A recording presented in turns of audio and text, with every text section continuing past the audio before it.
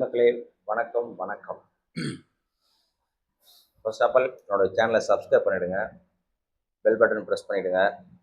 முடிஞ்ச டைம் இருந்த வீடியோ பாருங்கள், ஷேர் பண்ணுங்கள். இன்னைக்கு விஜய் அண்ணா திருச்சி மீட்டிங், மக்களுக்கு நன்றி சொல்கிறாரு. ரொம்ப பெரிய விஷயம். சிஎம் சார்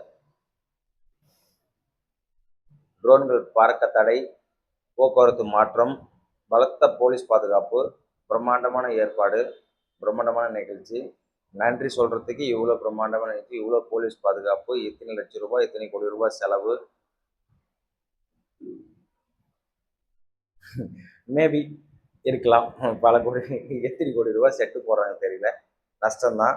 ஆனால் இந்த பணம் எல்லாமே வந்துட்டு அவரோட விஜயண்ணாவோட பணமா இல்லை கவர்மெண்ட் பணமான்றத ஒரு கேள்விக்குறி தான். ஸோ போன டிஎம்கே ஆட்சியில் இதே மாதிரி தான், எப்போ பார்த்தாலும் மீட்டிங். ஸோ அதனால் வந்துட்டு எப்போ பார்த்தாலும் மீட்டிங் போட்டு சாவடிப்பானுங்க. லாஸ்ட்டாக வந்து 1 இயராக வந்துட்டு அரசியல் எலெக்ஷன் வருதுனால டிஎம்கே வந்துட்டு போன டிஎம்கே வந்து எங்கே பார்த்தாலும் மீட்டிங், எங்கே பார்த்தாலும் கொடை போட்டுருவாங்க. எப்போ பார்த்தாலும் சிலை தரகத்து, இது தரகத்து, அதை தரகத்து, எக்ஸட்ரா எக்ஸட்ரா மீட்டிங் போட்டு பணத்தை காலி பண்ணாங்க. அதுக்கு பேர் தான் ஊதாரித்தனமாக காலி பண்ணுறது. ஒவ்வொரு மீட்டிங் போட்டால் கோடி ரூபாய்க்கு மேலே 10 கோடி 5 கோடி மீட்டிங் பொறுத்து இருக்குது. எத்தனை கோடி வேணும்னாலும் செலவு பண்ணி தொலைவாங்க.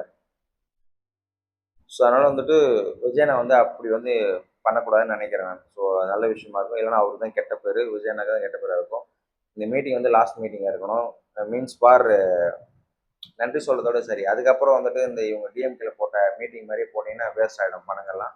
நன்றி சொல்ல விஷயம் பிரம்மாண்டமாக இருக்குது. ட்ரோன்கள் பறக்க தடையாக இருக்குது. எல்லாமே பலத்த பாதுகாப்பு போட்டிருக்காங்க. ஸோ ஒரு கட்டத்தில் மீட்டிங்னு வரும்போது மீட்டிங்கு பர்மிஷனே கொடுக்க மாட்டாங்க. ப்ளஸ் விஜயண்ணா வந்து பிரச்சாரம் பண்ண வர்றாருன்னா பர்மிஷன் கிடையாது. எதுக்குமே இது கிடையாது, அது கிடையாது. அப்படி பர்மிஷன் போட்டால் 1008 ரூல்ஸ் வேறு. இன்னைக்கு அவர் தான் மீட்டிங் போகிறாரு. கவர்மெண்ட்டே அவர் கையில் தான் இருக்குது, போலீஸே அவர் கையில் தான் இருக்குது. ஆனால் யாருமே தடை சொல்ல முடியாது. அதுக்கு பேர் தான் பவர். இப்போ இருக்கிறது ஒன்றே ஒன்று என்னன்னா, ஒரே கண்டிஷன் மக்களுக்கு என்னன்னா, 5000 பேர் தான் ஃபர்ஸ்ட் 10,000 பேர் சொன்னாங்க. அதுக்கப்புறம் 5000 பேர் அலோடு இருந்தாங்க. அதுலேயும் கியூஆர் கோடு. இந்த கியூஆர் கோடு யார் கொண்டு வந்து டிஎம்கேல தான் கொண்டு வந்தாங்க. நீங்கள் கியூஆர் கோடு வச்சு உள்ளே அனுப்புங்க. ஆனால் அவங்க மீட்டிங் போட்ட மட்டும் ஃப்ரீயாக எல்லாரும் வந்து உட்காந்துப்பாங்க. ஸோ அப்படி இருந்துச்சு. அது ஆளுங்கட்சி. இப்போ அப்படி இல்லை. ஆளுங்கட்சியாக இருந்தாலுமே விஜயண்ணா மீட்டிங்கே இருந்தாலுமே கியூஆர் கோடு சேஃபாக உள்ளே போனோம். மெட்டல் டிடெக்டர் வந்து செக் பண்ணுறாங்க. சரி, கியூஆர் கோடு உள்ளவங்க மட்டும்தான் அலௌடு, மற்றபடி யாருக்குமே அலௌடு இல்லை அப்படின்னு சொல்கிறது தான் ஒரு நல்ல விஷயம். பட் அது மக்கள் கேட்கவே மாட்டாங்க. 5000 பேரை விட 10,000 பேர் 1,00,000 பேர் வந்துட்டோன்னா ஒன்றுமே பண்ண முடியாது. எப்போது மேலே அடித்து முடிச்சு முட்டி மோதி முரண்டி எல்லாருமே உள்ளே போய் விழுவானுங்க. ஸோ நம்ம ஆட்கள் வந்து சொல்கிற பேச்சு கேட்க மாட்டாங்க. அதுவும் சொல்ல தேவையில்லை. விஜயனை வந்து கட்டுக்கடங்காத கூட்டம் வரும். அதுதான் சொல்கிறது. இந்த கட்டுக்கடங்காத கூட்டம் வந்துட்டு நல்ல விஷயமா இருந்தால் பரவாயில்ல, ஏதோ அசம்பாவிதம் நடக்காமல் இருந்தால் நல்லது. ஸோ கரூர் பிரச்சனை மாதிரி நடந்தால் என்ன பண்ண முடியும்? அவர் சாதாரணமாக இருக்கும் போதே அவ்வளோ கூட்டம். இப்போ சிஎம் இன்னும் பயங்கர கூட்டம் வரும் அவர் பார்க்குறதுக்கு. ஸோ மக்களாகிய நாம தான் வந்துட்டு கரூர் பிரச்சனைக்கு அப்புறமும் வந்து கூட்டம் கொஞ்சம் கம்மியாச்சு, அப்புறம் மறுபடியும் அதிகமாகிடுச்சு லாஸ்ட் மினிட்ல. ஸோ லாஸ்ட்டு பிரச்சாரத்துக்குலாம் ரொம்ப அதிகம். தூத்துக்குடி சைடில் பயங்கரமாக இருந்துச்சு. ஸோ அதனால் வந்துட்டு ரோட்ல அவ்வளோ கேம்பெயின் வரும்போது அவ்வளோ கூட்டம் அலையலையா தெரிஞ்சிச்சு, பிரம்மாண்டமா இருந்துச்சுன்ற மாதிரி எல்லாமே சொல்லியிருந்தோம். ஸோ இந்த மீட்டிங் வந்து சேஃபாக நடக்கணும். மக்களாகிய நாம தான் யோசிக்கணும். எப்போதும் போல குழந்தைகள், பெண்கள், ஹார்ட் பிரச்சனை இருக்கிறவங்க, உடம்பு சரியில்லாதவங்க யாருமே வந்துட்டு வரக்கூடாதுன்னு சொல்லிட்டு பொதுச் செயலாளர் சொல்லிட்டாரு, தாவக பொதுச் செயலாளர். ஸோ அதை ஃபாலோ பண்ண கொஞ்சம் நல்லா இருக்கும் மக்கள். அப்போதான் வந்து சேஃப்டியாக இருக்க முடியும். ஒரு ஒரு நல்ல விஷயம். ஸோ அதனால் வந்துட்டு இந்த விஷயத்துல வந்து ஏன் அப்படி சொல்கிறேன்னா, கரூரில் பிரச்சனை பண்ண மாதிரி திருச்சியில் பிரச்சனை பண்ணுறதுக்கு டிஎம்கே ஆட்கள், இல்லை ஏடிஎம்கே ஆட்கள், இல்லை பிஜேபி ஆட்கள், விஜயனுக்கு எதிரியான ஆட்கள் ஆக மொத்தத்தில் இவங்க யாராச்சும் வந்துட்டு பிரச்சனை பண்ண ரெடியாக இருப்பாங்க. அந்த பிரச்சனையில் மாட்டக்கூடாது விஜயனா. அதனால தான் நான் யோசிக்கிறேன். ஸோ மீட்டிங் பொறுத்து டசன்ட் மேட்டர். மக்களை கூட்டி மீட்டிங் போடும்போது டிசைனாக எங்கிருந்து வேணாலும் பிரச்சனை வரும், பிரச்சனை பண்ணுவாங்க, பிரச்சனை தூண்டி விடுவாங்க. ஸோ ஏன்னா மெயில் வந்திருக்குன்னு சொல்கிறாங்கல்ல, எதுக்கு சொல்கிறோன்னா விஜயனுக்கு மிரட்டல் விடுச்சு, பாம்பு வைக்கிற மிரட்டல் இருக்குது, இதுன்ற மாதிரி மெயில் வந்திருக்கு அப்படின்ற மாதிரி நியூஸ் பரவுது. ஸோ ஸோ மெயிலில் மிரட்டலை விடுக்கிறாங்கன்னா யாருக்கு? அதிபருக்கு தான், இல்லை பிரதமருக்கு தான் வந்து அந்த மாதிரி மெயிலில் வந்துட்டு மொட்டை கடிதாசி போட்டு மிரட்டுவாங்க.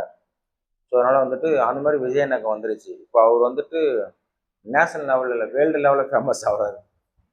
ஸோ தமிழ்நாட்டு சிஎம் இல்லாமல் நேஷனல் லெவலில் மெயிலில் மிரட்டுற அளவுக்கு எவன் இருக்கான்னு தெரியல.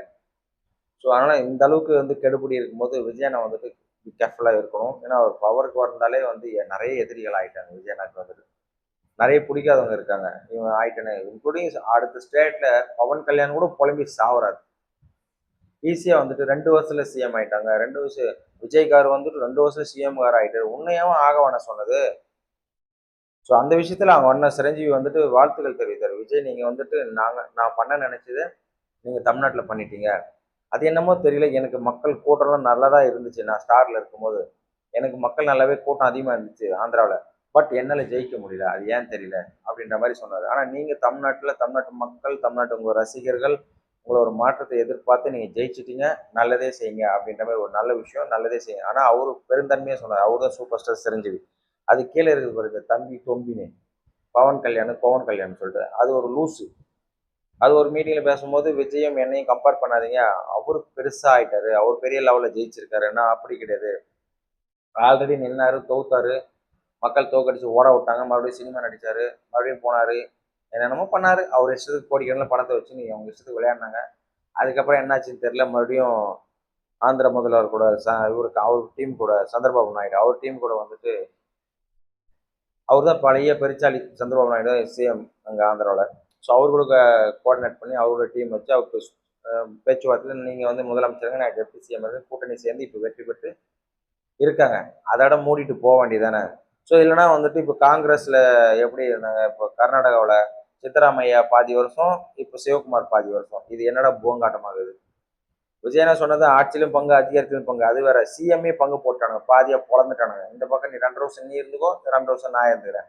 சித்தராமையா ரொம்ப பெரிய ஃபேமஸான ஆள் அவர், கர்நாடக முதலமைச்சர்ல. ஸோ அவர் விலகிட்டார், பதவி விலகி போயிட்டாரு. இப்போ சிவகுமார் வந்து இன்னைக்கு பதவி இருக்கிறாரு. இது வந்துட்டு ஒரு கத்தியை 2ஆ பொழந்த மாதிரி இருக்கு. அது எந்த அளவுக்கு ஷார்ப்பு, எந்த அளவுக்கு மொக்கையா இருக்குன்னு தெரியல. ஆல்ரெடி ஒரு பாதி போயிடுச்சு, இன்னொரு பாதி வந்து உள்ள வந்திருக்கு.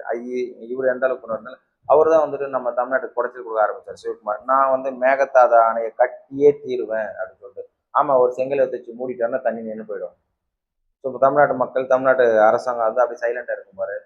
ஸோ அப்படின்ற மாதிரி லூசு மாதிரி பேசுவானுங்க. ஸோ அதனால விஜயனுக்கு வந்து எதிரிகள் நிறையவே. அதான் மற்ற ஸ்டேட்ல எல்லாருமே வந்து விஜயனை வச்சு தான் வந்து பொறாமையில் இருக்காங்க. ஸோ ஃபார் எக்ஸாம்பிள் கேரளாவில் கூட சரி, ஒரு ஒரு நியூஸ் ப்ரோக்ராம் பேட்டி காட்டினா தமிழ்நாட்டில் வர மாதிரி வந்து இங்கே நடிகர்லாம் இங்கே வர முடியாது. கேரளாவில் மோகன்லால் ஹீரோவாக இருக்கார், ஸ்டாராக இருக்கார், அவர் நினச்சா கூட அங்கே வர முடியாது, மம்முட்டியும் வர முடியாது. So extra extra. இங்கே வந்துட்டு மக்களுக்கு யார் நல்லது பண்ணுறாங்களோ அவங்க வந்து சிஎம்மாக வர முடியும்னு சொல்லி கேரளா மக்கள் சொல்கிறாங்க. அவங்க வந்துட்டு எப்பவுமே அந்த கட்சி சார்ந்தே இருப்பானுங்க. கொடுமையான அந்த கம்யூனிஸ்ட் செத்தானுங்க, இப்போ காங்கிரஸ் வந்திருக்கு, அவ்வளோதான். ஆனால் அவங்க ஊரில் எல்லாமே சுத்தமாக இருக்கணும்.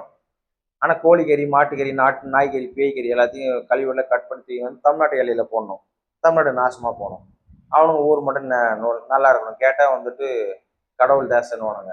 தேசம் கடவுள் தேசம் இருக்கலாம். அங்கே இருக்கிற மக்கள் வந்து கொடுமையான மக்கள். அங்கே எல்லாம் இங்கே தமிழ்நாட்டில் வச்சு டீ கடையிலேருந்து எல்லா கடையும், ஹோட்டலு, மயிறு மட்டும் எல்லாமே வச்சு பொழப்பு நடத்திட்டு இருக்கானுங்க. இங்கே பொழப்பு நடத்தி, ஆனால் அங்கே கொண்டு போய் அங்கே நல்லா சொகுசாக இருப்பானுங்க கேரளாவில். நம்ம ஆட்கள் அங்கே போயிட்டு எந்த பிஸ்னஸும் பண்ண முடியாது, பெருசாக வாழ முடியாது. அவ்வளோ இனவரி பிடிச்சோனுங்க. ஸோ கேரளா ஆளுங்க. ஸோ ஆனால் எல்லாமே பார்க்கத்தான் நல்ல மாதிரி தெரிவானுங்க, ஆனால் எல்லாமே கொலவரி பிடிச்சோனுங்க. ஸோ உண்டு, உணவு, உடை எல்லாம் உடுத்து எல்லாம் தமிழ்நாடாக இருக்கலாம், ஆனால் வாழ்ற நினச்சா ஓடிடுவானுங்க. எல்லாம் அங்கே தான் போய் பண்ணுவானுங்க. ஸோ அவங்களும் வந்துட்டு விஜயனை பார்த்து பொறாமப்பட தான் செய்கிறாங்க. அங்கே இருக்கணும்ல, விஜயனை எப்படி சிஎம் ஆகிட்டாரு. ஒரு சில மக்கள் வந்துட்டு யங்ஸ்டர்ஸ், ஜென்சிஸ் வந்து விஜயனை பக்கம் டாப்பில் நிற்பாங்க. இந்த ஓல்டு மேன்ஸ்லாம் இருக்குல்ல, இதுங்களாம் வந்து வெறி பிடிச்சிடுவாங்க. ஸோ மேபி வந்துட்டு விஜயனை வந்துட்டு ஃபியூச்சரில் பிரதமராக ட்ரை பண்ணும் போது மேபி அவங்க எல்லாமே சப்போர்ட் பண்ணலாம். ஏன்னா வந்துட்டு இப்போ கேரளாவிலேயே வந்துட்டு விஜயனை கட்சி தொடங்கியிருக்காங்க, டிவிகேன்னு சொல்லி தொடங்கியிருக்காங்க. அவர் தேசிய கட்சியாக மாறுது விஜயனை கட்சி. ஸோ இந்த 5 ஆண்டு ஆள்றதை பொறுத்து இருக்கு. அடுத்த 5 ஆண்டு கைப்பற்றும் போது மறுபடியும் சிஎம் ஆகும்போது 2-3 முறை சிஎம் ஆனான்னா அடுத்தது வந்து பிரதமர் ஆயிடலாம். ஸோ அது விஜயனுக்கு தகுதி இருக்கு. பொறுத்திருந்து பார்ப்போம். அதனால விஜயனுக்கு வந்து எதிரிகள் ஜாஸ்தி. ஸோ அதனால் வந்துட்டு ட்ரோன் பார்க்க தடை, ஏகப்பட்ட கெடுபிடி, மெயிலில் மிரட்டுறாங்க. ஸோ அதனால 5000 பேர் வந்துட்டு ஸ்கேன் மூலிமா தான், ஐ மீன் கியூஆர் கோட் மூலியம் தான் உள்ளே போகணும்னு சொல்கிறாங்க. அதையும் தாண்டி மக்கள் உள்ளே போக தான் செய்வாங்க. பி சேஃபாக இருக்கணும், பி கேர்ஃபுல்லாக இருந்தால் மக்களுக்கு நல்லது, விஜயனுக்கு நல்லது. இல்லைன்னா விஜயனுக்கு தான் கெட்ட பேர். அதாவது விஜயண்ணா வந்துட்டு தூக்கி வைக்கிறதும் அதில் பதால போடுறதும் மக்கள் கையில் தான் இருக்குது எப்போவுமே. ஸோ விஜய் ரசிகர்கள் தான் மக்கள் இப்போ விஜயை பிடிச்சவங்க பிடிக்காதவங்க எல்லாருமே அங்கே வந்து என்டர் ஆவாங்க. மீட்டிங் தானே மீட்டிங் தானே மீட்டிங் தானே சொல்லிட்டு. ஸோ அதனால் வந்துட்டு பி கேர்ஃபுல்லாக விஜயண்ணா மீட்டிங் முடியணும். அவர் நல்லது என்னென்ன செய்ய போகிறேன், நாட்டு மக்களுக்கு என்னென்ன செய்ய போகிறத கண்டிப்பாக அறிவிப்பார்னு நினைக்கிறேன். மக்கள் எதிர்பார்க்காத அறிவிப்புகள் இருக்குன்னு நினைக்கிறேன். பொறுத்திருந்து பார்ப்போம். இந்த மீட்டிங் வந்து வெறும் thanks for people my vote, எனக்கு ஓட்டு போட்டுங்க அப்படின்ற மாதிரி முடிக்காம, ஸ்டார்ட் பண்ணி அப்படியே முடிக்காம, நல்ல அறிவிப்புகள் தமிழ்நாடு என்ன பண்ண போறன்றதை சொன்னார்னா ரொம்ப நல்லது. மக்கள் தூக்கி வச்சு கொண்டாடுவாங்க. விஜய் அண்ணா சொன்னதை செஞ்சுட்டாரு, விஜய் அண்ணா சொன்னதை செஞ்சுட்டாரு, விஜய் சிஎம் வந்து சொன்னதை செஞ்சுட்டாரு, பெரிய விஷயம், அடுத்த எம்ஜிஆர் இவர் தான் அப்படின்ற மாதிரி எலெக்ஷன் முன்னாடிலாம் எப்படி பேசினாங்களோ, விஜய் அண்ணா எப்படி எதிர்பார்த்தாங்களோ, அந்த விஜய் அண்ணாவை அந்த சிஎம்மா களத்தில்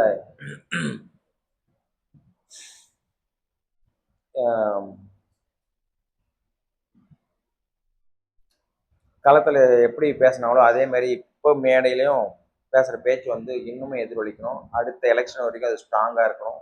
பொறுத்திருந்து பார்ப்போம். விஜய் என்ன பேச போகிறாரு, என்ன அறிக்கை வெளியிடுறாருன்றத பொறுத்திருந்து பார்ப்போம்.